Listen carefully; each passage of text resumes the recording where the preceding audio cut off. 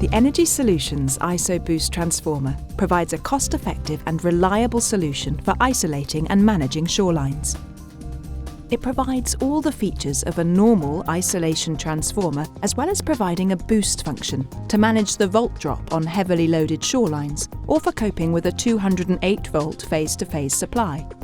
So why install an IsoBoost transformer? It eliminates the risk of galvanic corrosion. It ensures safety for swimmers.